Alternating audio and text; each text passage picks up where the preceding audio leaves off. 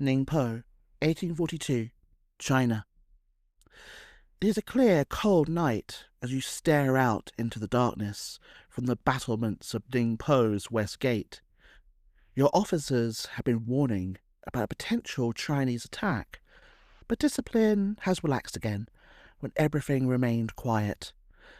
Just a few more hours and you will be relieved from guard duty, and the warmth of your bed will beckon. Suddenly, you notice a human-like shape emerging from the darkness, walking towards the gate. As it gets closer, you notice he is wearing a tiger's head. Such a strange sight. You shout at him to go away in his own language, but he stands defiant. He shouts at you that he won't go, foreign barbarian. Then he pulls out a gleaming knife. Raising your rifle, one shot is all it takes for him to fall to the floor. Before you can gather your thoughts, drums start beating in the dark.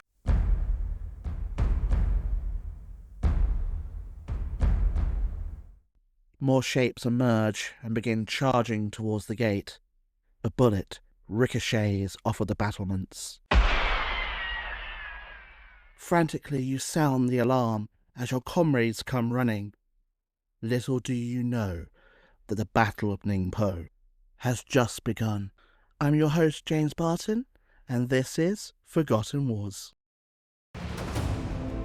This country is at war with Germany. Today, our armed forces joined our NATO allies in airstrikes against Serbian forces. Eagle 1, first strike, you have permission to engage the target. In the first few hours after our servicemen went to the rescue of young Americans and of democracy in Grenada, Damals uns ausgebeten. Wollen diese 4 Jahre nützen. Hello everyone, welcome back.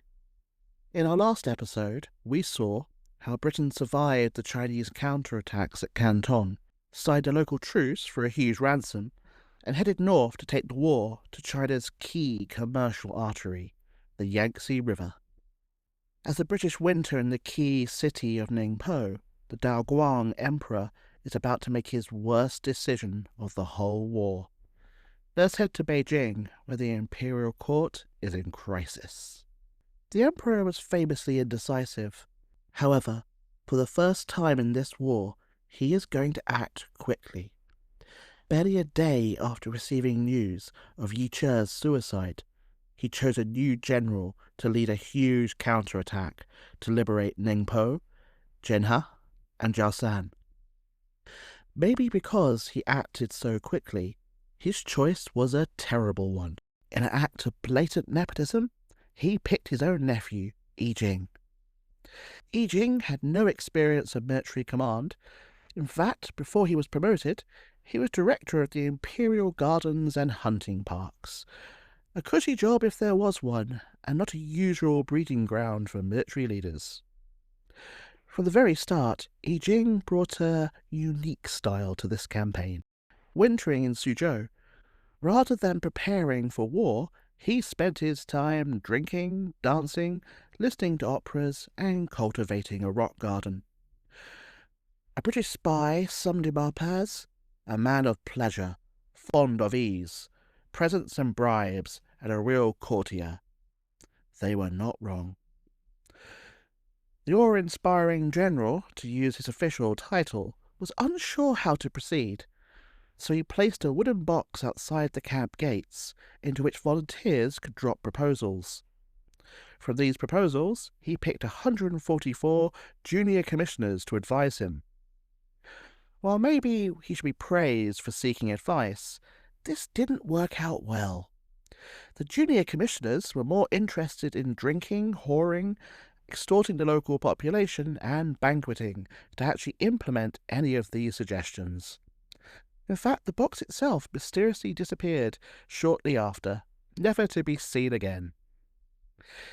Yi Jing was also very generous when it came to the state's money, of which he had been given a huge budget.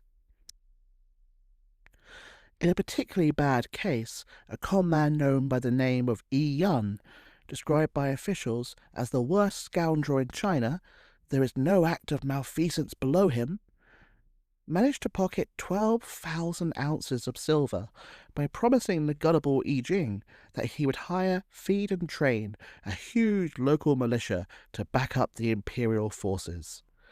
Instead, he created a force of untrained, unpaid, and unfed local peasants who fled at the first sign of battle. Honestly, I can't blame them. I mentioned fighting monkeys in our last episode, and this is where they enter our tale. Said monkeys were sold to the awe-inspiring general for a fortune, with claims that fireworks could be tied to their backs, and that when thrown onto the British ships, they were trained to run towards gunpowder stores. We will see later how these suicide bomber monkeys actually performed in battle. Such was the level of theft and wastage that one of Yi Jing's officials even publicly condemned him for fecklessness. Not helping things, he then admitted that he had no idea how much was being spent on the campaign. While Yi Jing and his junior commissioners partied and spent money like there was no tomorrow, all was not well with the huge army he was gathering to fight the British. Most of the troops came from faraway provinces, with local governors deliberately sending their worst soldiers so they could hold on to their crack troops. With so many ne'er-do-wells under poor discipline wandering through the countryside, the inevitable happened, and they began looting everything not nailed down. The soldiers even stole doors to act as litters, forcing peasants to porter them on the march, 4 civilians to 1 soldier. Such behaviour did little to endear them to the local population. Just to be clear, the British were not popular either. They weren't seen as liberators or saviours. But an angry apathy descended upon the locals, with a plague on both your houses attitude prevailing. One local condemned their own troops as bands of robbers, who are relentless ruffians and live by open plunder. As well as antagonizing the locals, with so many soldiers from all corners of the empire being introduced to a strange climate, outbreaks of disease quickly reached crisis levels. Malaria and dysentery rampaged through the army, making it even less effective. Britain's spies in the enemy camp once again revealed the disarray. The troops were in a state of mutiny for want of proper pay provisions. The heavy extractions of the mandarins had driven people to revolt, and a considerable force under Manchu officials had been detached to quell this insurrection. Maybe due to all these problems, Yi Jing seemed determined to find reasons not to attack the British. First, he waited months for the camp painter to produce a prophetic painting entitled "All Goes According to Plan." Now, can we attack the barbarians? Asked his officials. The answer was no. Instead, they needed to hold a poetry competition to find the best poem to commemorate their upcoming victory. More months were wasted, though apparently the quality of entries was very high. With the poem selected, he was once again asked, "Can we attack now?" Nope. The gods now had to be consulted. While he waited for a sign, he tried to negotiate with the British. However, this went nowhere, as his translator could only understand spoken and not written English.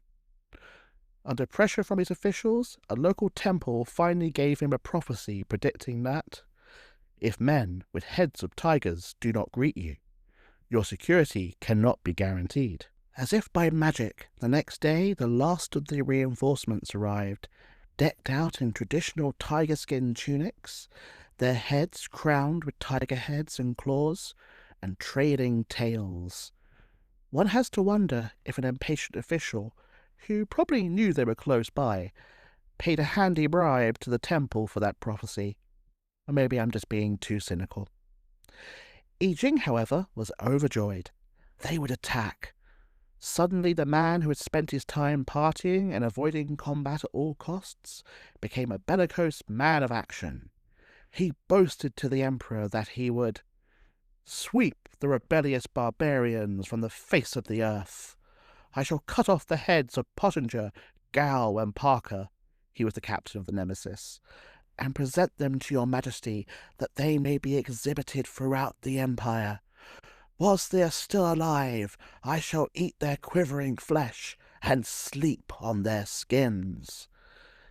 Just in case his army couldn't do the job, however, he cast a tiger skull bone into a dragon pool to summon a dragon to attack the British. This not being Game of Thrones, however, he was most disappointed when said dragon ignored his offering and didn't make an appearance. While Prince Jin girded his loins for battle, the British were sheltering for the winter in small garrisons stretching from Ningpo to Joseon. Especially in Ningpo, their rule certainly wasn't popular. They had confiscated £160,000 from municipal funds, raised taxes by 10%, and even stolen a huge bell from the main pagoda, which was shipped to India as a prize of war. The Ningpo citizens replied in kind, throwing trash and feces at unaccompanied British soldiers. Worse awaited those soldiers who were particularly unwary. Imagine this in your mind's eye.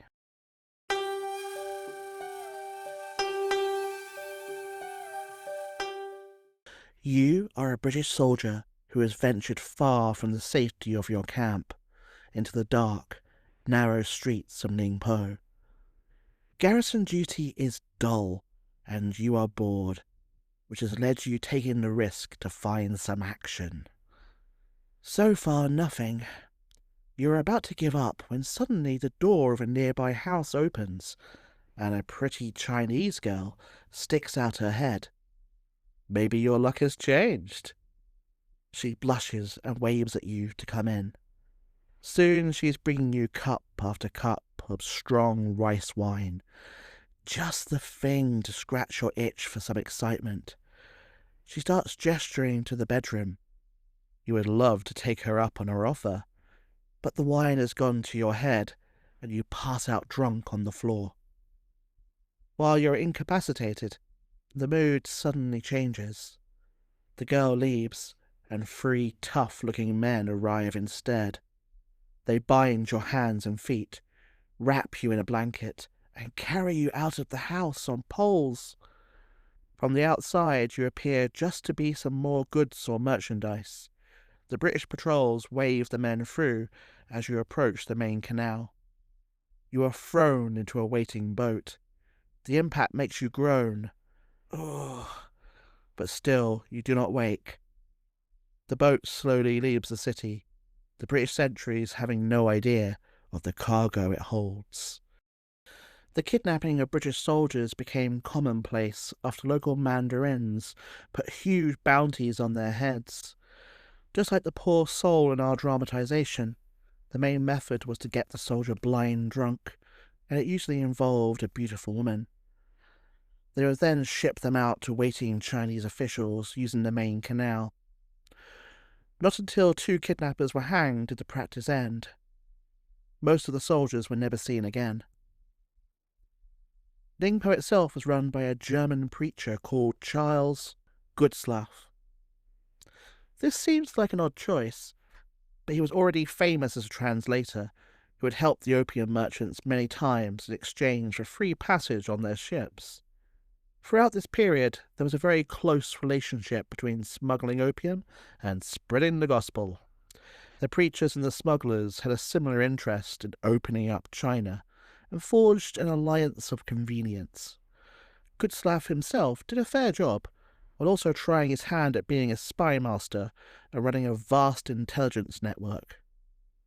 While the British were not popular, many Chinese locals were still willing to spy for them, as they didn't feel any loyalty to the Qing either. Many were actually trying to take the civil service exams and were happy to use British money to do it, showing the severe dysfunction of the whole imperial government. Back to the awe-inspiring general's camp. Continuing the tiger theme, he had decided he could only attack on the day of the tiger, in the month of the tiger. March the 10th, 1842 to be exact. Despite the supposed blessings of the gods, it was not a brilliant choice. The knee-deep snow and ice of winter turned into slush. Plus, it was also preceded by days of rain. The roads and paths were knee-deep in the worst mud seen for many a year. With his poor army struggling through the sludge, over half the porters deserted. Many cannons and carts were left behind in the mud. Meanwhile, the army's bad treatment of the locals came back to haunt them. They had fled, along with their food supplies. As well as being tired and exhausted, the army was now also hungry, as they'd been expected to live off the land. Despite all his failures and delays, Yi Jing actually had a chance of success. His dithering had meant the British had received so many reports of attacks that never occurred that they had stopped believing them. Yet poor discipline threw away this chance of success, as we reach the dramatization at the start of this podcast.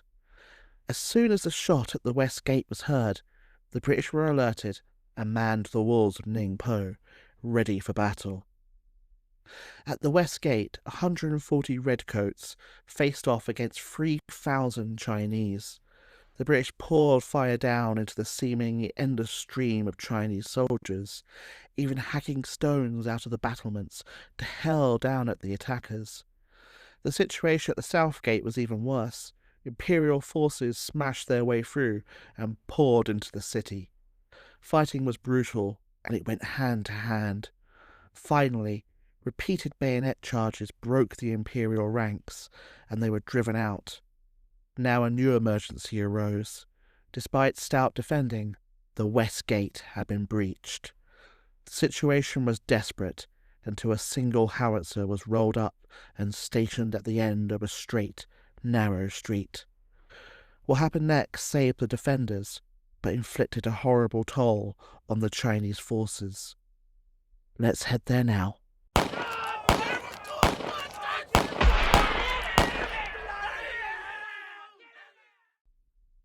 All around you is the screams of the wounded, gunfire, and the cracking of the gate finally breaking under your assault. Some instinct warns you to move, and as you dive out of the way, a huge stone pounds into the ground where you stood. Another isn't so lucky. You don't dare to look at what's left. Carried along by the streaming mass of soldiers through the opening in the gate, you charge into the city. Such is the pressure, you couldn't turn around, even if you wanted to. So densely packed is the street, you can't even see anything in front of you. Suddenly, the crowd seems to thin out. Where have they gone? Then you see the devastation all around you, and the cannon at the end of the street. The mob behind, unaware of the danger, continues to push you close to the cannon as it prepares to fire.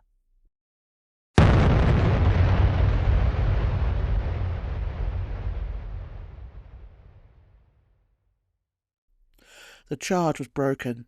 The few survivors fled. At the front of the assault had been the warriors dressed as tigers, whose appearance had persuaded Yi Jing to attack. Due to a misunderstanding that their commander wanted them to fight like tigers, as well as look like them, they had left their guns behind and were armed only with knives. With the attack failing, Yi Jing ordered that his secret weapon be deployed. I never thought I would say these words when I started this podcast, but here we go. Release the monkeys! The awe-inspiring general couldn't catch a break, though. Even the monkeys would fail him. Though actually I'm being unfair there. It was actually the monkey's keeper. He had fled with the only key to the cages. The monkeys had to be left behind. With his last hope gone, Yi Jing fled with the remains of his army, claiming he was going to check on the defences of the hinterland. His deputy was found in an opium-induced coma and had to be carried to safety. Quite ironic, really. 600 Chinese soldiers had died. The British only suffered a few wounded. The Manchu part of his beaten army, the loyal core of Qing forces, made a final last stand, 18 miles from the city. Despite holding the high ground, it turned into a massacre. Over 1,000 died, compared to just 3 British soldiers. The assault on Zhenhai also failed miserably, where the British were warned in advance by a spy. Trying to explain his defeat after spending so much money, he blamed traitors working for the British, who lured him into disaster. There was actually some truth in this. However, it had nothing to do with the British. It was more due to Yi Jing's gullibility when it came to grifters.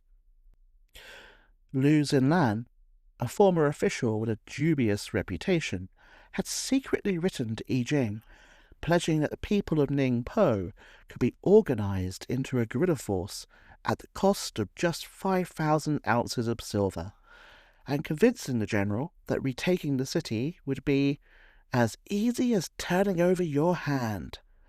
At the appointed time, no guerrilla forces appeared, while Lu and the 5,000 in silver were never seen again. The attack on Joseon, or lack of it, was another farce. Having heard of the failure at Ningpo, they lost heart and aimlessly sailed up and down the coastline, achieving nothing except a nice pleasure cruise.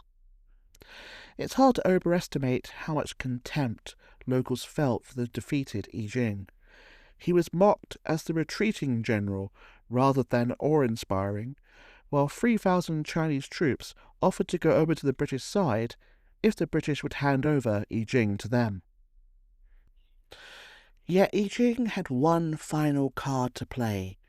There was someone even more gullible than him, the Daoguang Emperor.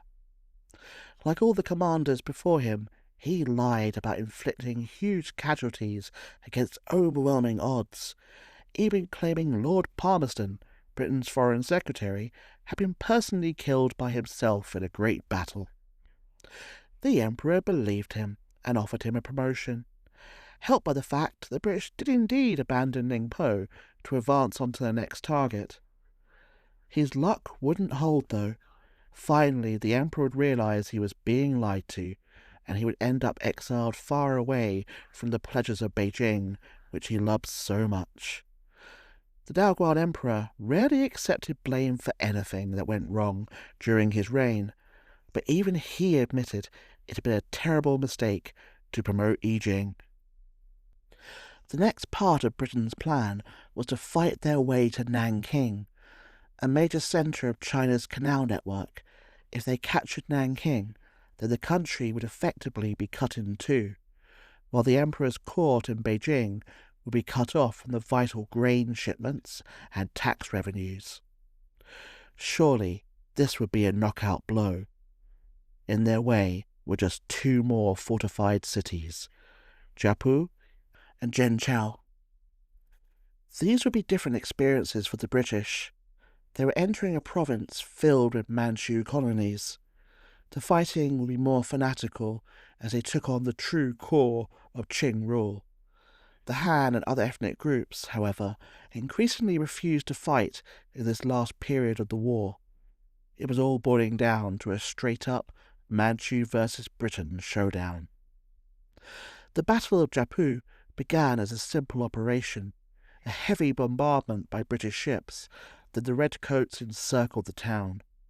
The Han Chinese troops fled, but a corps of 300 Manchus fought on with suicidal bravery. Just a warning that the next part is a bit graphic, probably not suitable if kids are listening as well. They made a final stand inside the dark maze of shrines, halls and courts that made up the Temple of Heavenly Respect on top of one of the hills only a mile from the city. The British took heavy casualties as they tried to breach the temple walls, before finally deciding to blow it up. As monks spilled out of the grounds and into nearby woods, a bag of powder was attached to the side of the building and set alight, bringing the roof down over its defenders. Out of the original 300, only 47 survived the explosion and resulting fire. The rest of the Manchu garrison, seeing the battle was lost, massacred their families and then killed themselves.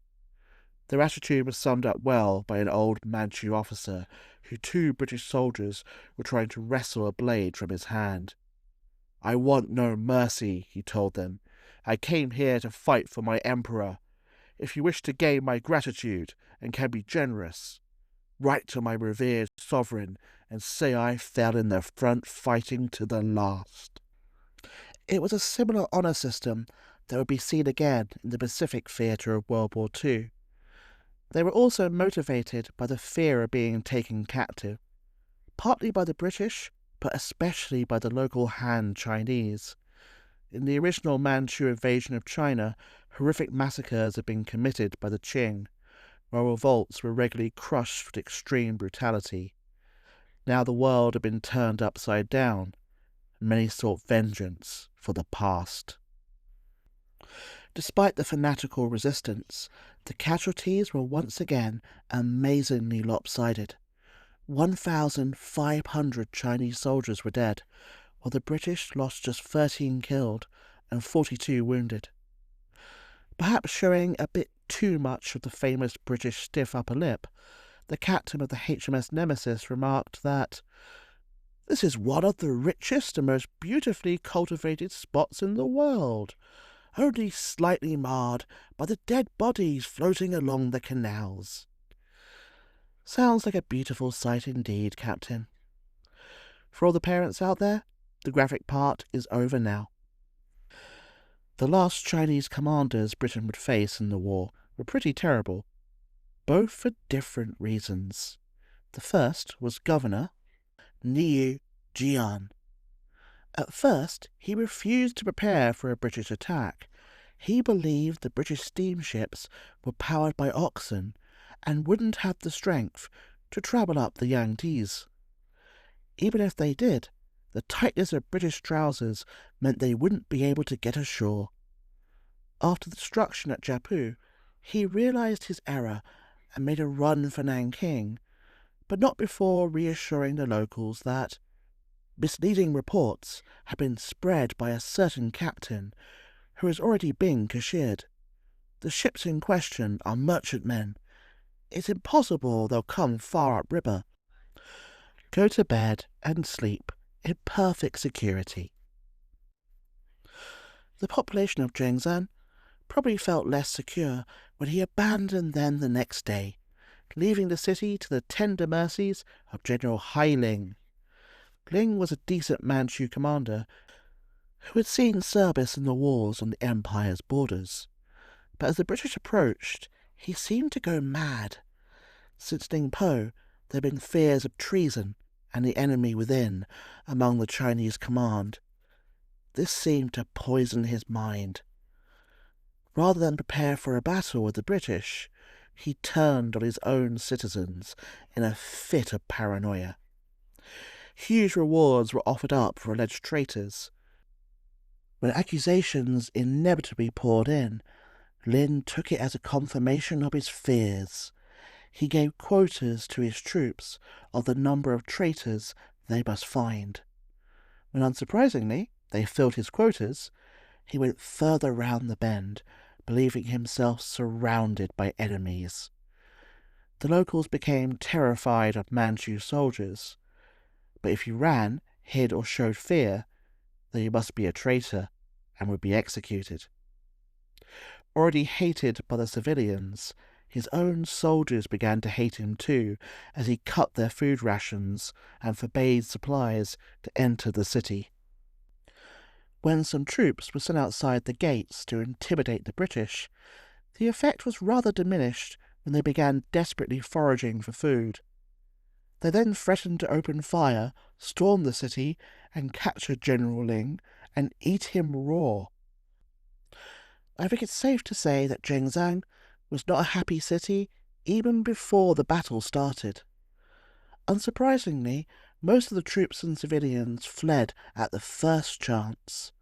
Only the Manchus stayed behind to battle the British. It was hard fighting, with the soldiers even grabbing the British troops on the battlements and trying to leap off with them. While they were eventually overcome, they made the British pay the highest price yet in the war.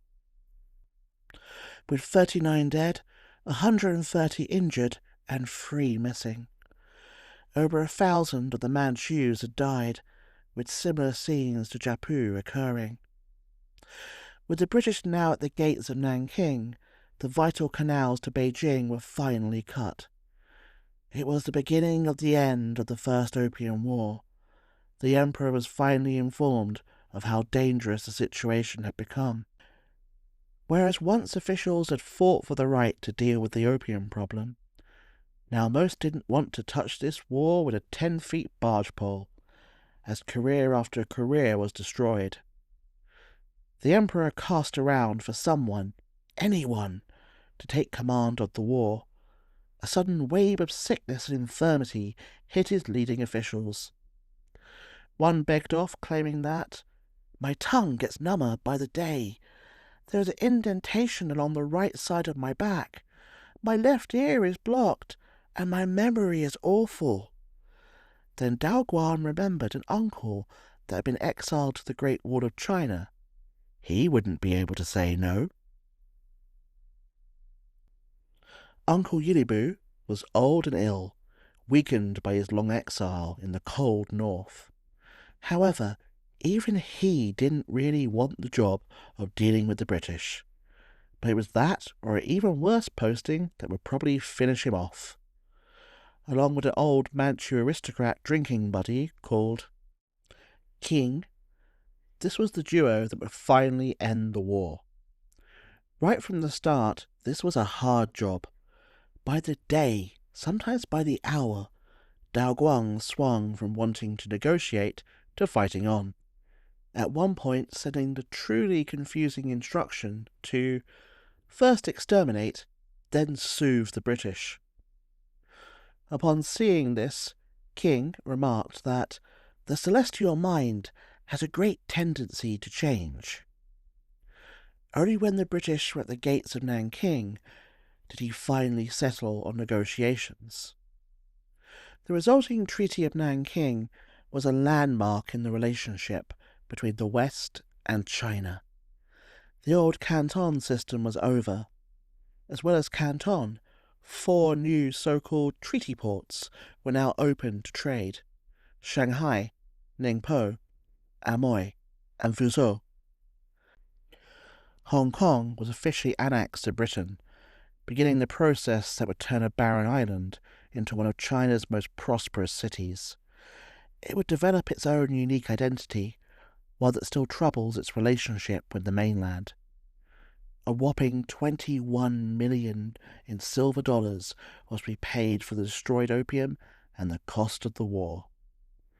With the scent of blood in the water, all the European powers in America signed their own treaties with China to get the same privileges. Since ancient Rome and the legendary Silk Road, trade with the West had always been in China's favor, and on its terms. It always held the upper hand.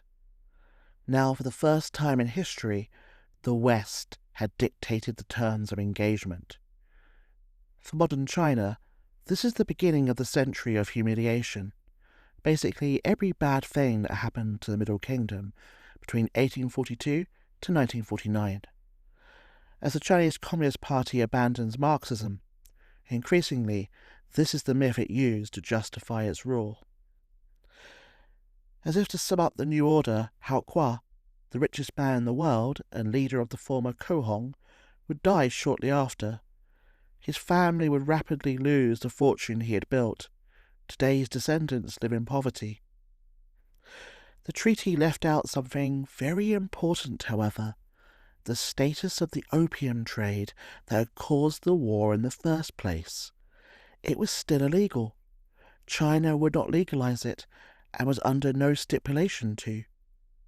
Yet the trade would continue, the corruption of the imperial government once again helping the opium traders.